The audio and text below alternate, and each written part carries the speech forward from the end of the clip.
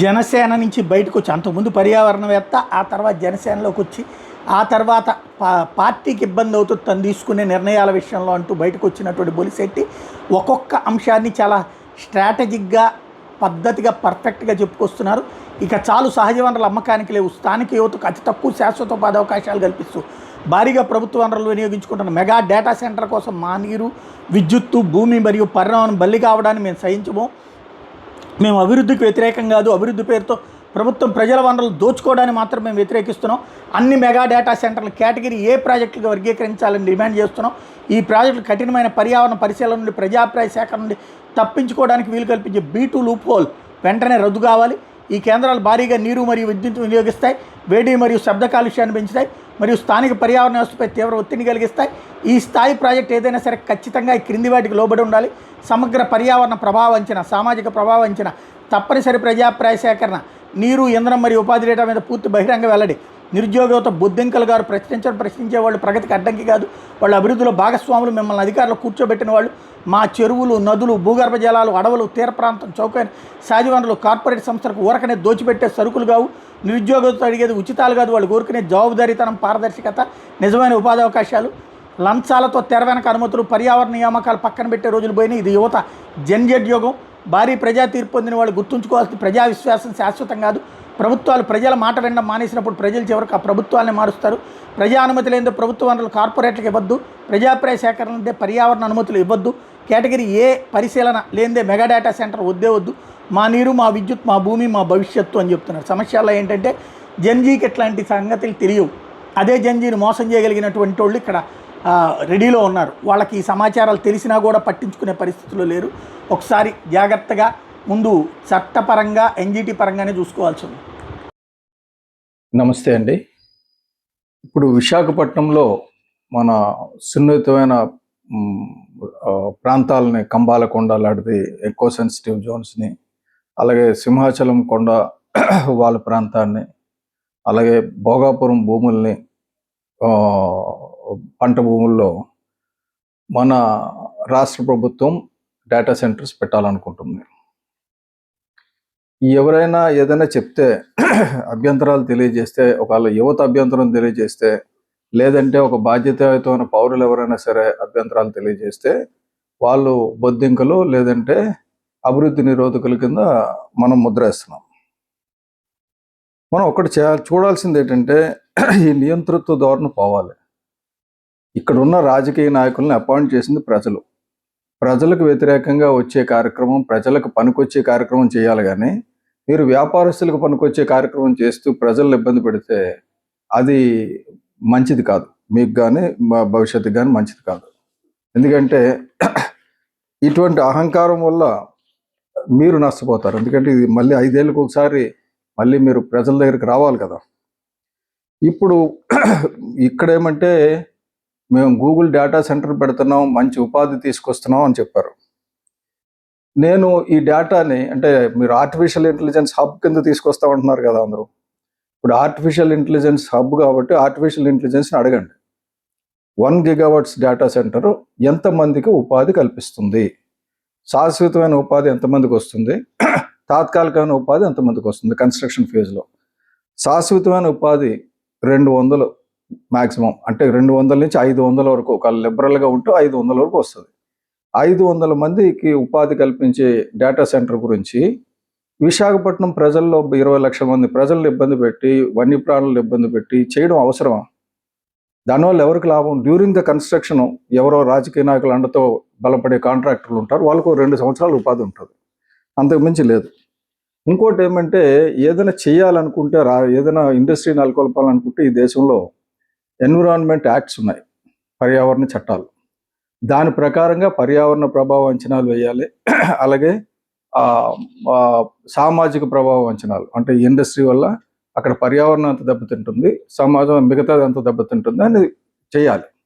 ఇది చేయడానికి కేంద్ర మంత్రిత్వ శాఖ ఒకటి ఉంది, ministry of environment and forest. అలాగే రాష్ట్రంలో కూడా state level environment impact assessment authority అని ఒకటి ఉంది. ఈ రెండింటికి బాధ్యత ఉంటుంది.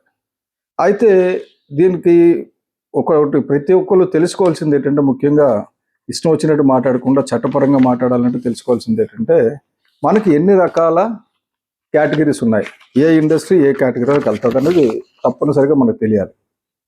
కేటగిరీ ఏ ప్రాజెక్ట్స్ అంటే భారీ మన ఉక్కు కర్మాగారాలు కానీ, లేకపోతే థర్మల్ ప్లాంట్స్ కానీ, సిమెంట్ ప్లాంట్స్ కానీ, ఇటువంటివన్నీ కూడా ఆ కేటగిరీలోకి వస్తాయి. అంటే పర్యావరణం మీద ప్రభావం పడేవి.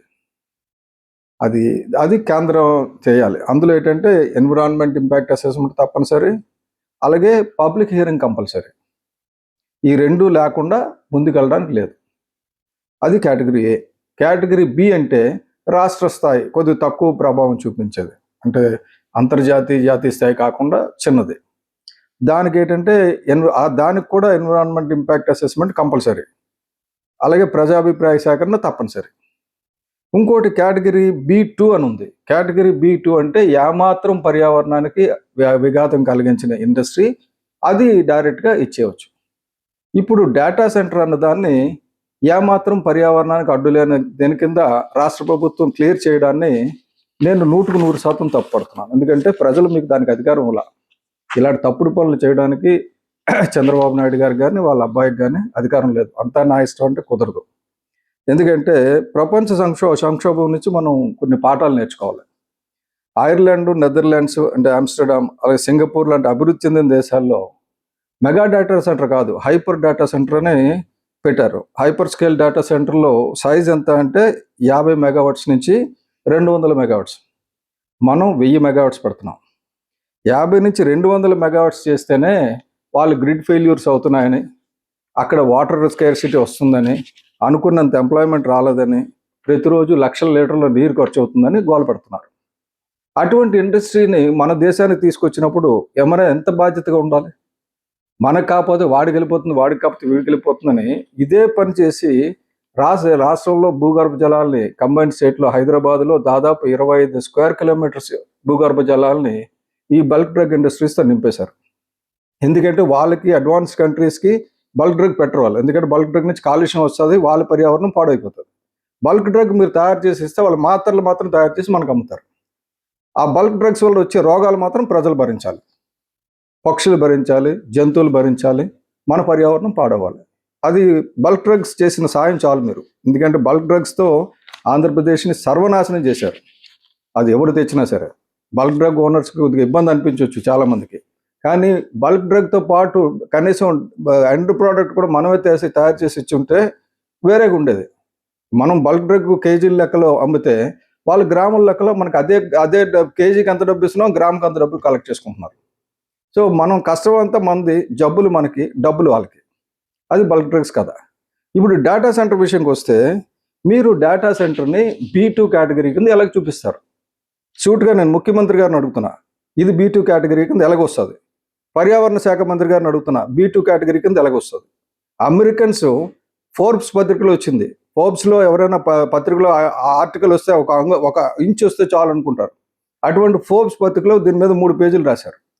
ఏం రాశారంటే ఇది ఇండస్ట్రీ పెట్టడానికి అమెరికన్స్ 72% అమెరికన్స్ సిద్ధంగా లేరు, వాళ్ళు వద్దనుకుంటున్నారు, దీనికంటే న్యూక్లియర్ పవర్ ప్రాజెక్టే తక్కువ నష్టం అని చెప్పి వాళ్ళు అనుకుంటున్నారు అని చెప్పారు. అటువంటిది మనం తెద్దాం అనుకున్నప్పుడు తెండి, కానీ మరి పర్యావరణ ప్రభావ అంచనాలు వేయాలి కదా. ఇంత డిజాస్టరస్ యూనిట్ అని చెప్పి ప్రపంచం అంతా చెప్తుంటే అచ్చే ఏం లేదు, బాబు గారికి అన్ని తెలుసు, మా బాబు గారికి అన్ని తెలుసు అని చెప్తారు. అంటే ఇది కాదండి, పద్ధతి కాదు ఇది. మీరు B2 కేటగిరీ కింద దీన్ని అసెస్ చేయడానికి లేదు. నేను 100% దీనికి వ్యతిరేకంగా పోరాటం చేస్తా, ఎవరేమనుకున్నా సరే. మమ్మల్ని బొద్దింకలు అనండి, అభివృద్ధి నిరోధకులు అనండి, ఏమైనా అనండి, కానీ విశాఖ సర్వనాశనం అవుతుంటే చూస్తూ ఊరుకునే పరిస్థితి లేదు. ఇదివరకు అమరావతి విషయంలో కూడా నేను గలం ఎత్తా, ఒక్క అక్షరం నేను తప్పు చెప్పలా. అమరావతిలో పంట భూములు కాపాడమని చెప్పాం, మీరు కాపాడుతామని రాసిచ్చారు. అమరావతిలో ఫ్లడ్ ప్లైన్స్ని కాపాడమని చెప్పాం, మీరు కాపాడుతామని రాసిచ్చారు. అమరావతిలో రైతు కూలీలు ఒక్కడు కూడా పక్కన పోడు, అదంతా బ్యారన్ ల్యాండ్స్ అని మీరు డిక్లేర్ చేశారు. సస్యశ్యామలంగా 3 పంటలు పండేదాన్ని మీరు బ్యారన్ ల్యాండ్స్ అని డిక్లేర్ చేసి మీరు ముందుకు వెళ్తున్నారు. వెళ్ళండి, భవిష్యత్తు ఎలాగుంటుంది. ఎందుకంటే మీరు జగన్మోహన్ రెడ్డి గారు అందరూ కలిసి నిర్ణయించారు కాబట్టి తేల్చుకోండి. కానీ ఇక్కడ డేటా సెంటర్ విషయంకి వచ్చేసరికి మీరు జగన్మోహన్ రెడ్డి గారు కలిసి మాట్లాడినా సరే డెఫినెట్గా చట్టం అన్నది ఒకటి ఉంటుంది, ధర్మం అన్నది ఒకటి ఉంటుంది. మేము దాని ప్రకారం వెళ్తాం, దీన్ని 100% నిలువరిస్తాం, అందులో అనుమానమే లేదు. ఎందుకంటే ఇది ప్రజల తరపున మాట్లాడాల్సిన బాధ్యత నాకు ఉంది, ఒక పర్యావరణవేత్తగా, దీని గురించి తెలిసిన వాడిగా. అలాగే యువత భవిష్యత్తు గురించి నాశనం అవుతుంటే చూస్తూ ఊరుకునే మనిషిని నేను కాదు. ఇది డెఫినెట్గా యువతకు కూడా పిలిపిస్తున్నాను. ఇది మీ భవిష్యత్తు. అడవుల్ని నాశనం చేసి 200 ఉద్యోగాలు 500 ఉద్యోగాలు ఇచ్చేది కుదరదు. ఒకవేళ లేదు వాళ్ళు చెప్పినట్టు 1,00,000 ఉద్యోగాలు వచ్చేటట్టయితే 1,00,000 ఉద్యోగాలు ఇప్పుడు ఎవరికి ఎక్కడ ఇస్తారో రాసి ప్రజలకు చెప్పానండి, దాన్ని ప్రజామోదం తీసుకోమనండి, దాన్ని అగ్రిమెంట్ పైన పెట్టమనండి. ఈ లోపాయికార ఒప్పందంతో 100 ఎకరాలు దోచిపెట్టడానికి కుదరదు. అలాగే భోగాపురంలో రిలయన్స్కి 855 ఎకరాలు ఎవరిని అడిగిస్తారండి? మీరు ఎలాగ డిసైడ్ చేస్తారు? మీ క్యాబినెట్కి అంత హక్కు ఉందా, అథారిటీ ఉందా? ముఖ్యమంత్రి గారికి ఆ హక్కు ఉంటుందా? ఎలాగుంటుంది? మీరు ముందు పర్యావరణ ప్రభావం అంచనా చేసి సోషల్ ఇంపాక్ట్ అసెస్మెంట్ చేసుకొని ఆ తర్వాత అది కావాలనుకున్నది డిసైడ్ చేయాలి. అలా కాకుండా మీ ఇష్టం వచ్చినట్టు మీరు డిసైడ్ చేసి గొర్రెలలో అడవి ధ్వంసం చేసేసి అక్కడ ఒక ఇండస్ట్రీ, ఇక్కడ ఒక ఇండస్ట్రీ. ఎవరైనా అడిగితే అధికారులు మీరు కళ్ళు మూసుకోండి, మీకు అభివృద్ధి గురించి తెలియదు. అభివృద్ధి అంటే ఎకనామీ ఒకటే కాదండి, ఎకాలజీ కూడా. సో ఎకాలజీకి ఎగనెస్ట్గా వెళ్ళి ఎకానమీ గురించి ట్రై చేస్తే మాత్రం అది శాశ్వతమైన ఎకానమీ కాదు, అది పర్యావరణాన్ని పరిరక్షించే అభివృద్ధి ప్రస్థానం ఎంత మట్టుకు కాదు. దీన్ని నేను తీవ్రంగా ప్రతిఘటిస్తున్నాను.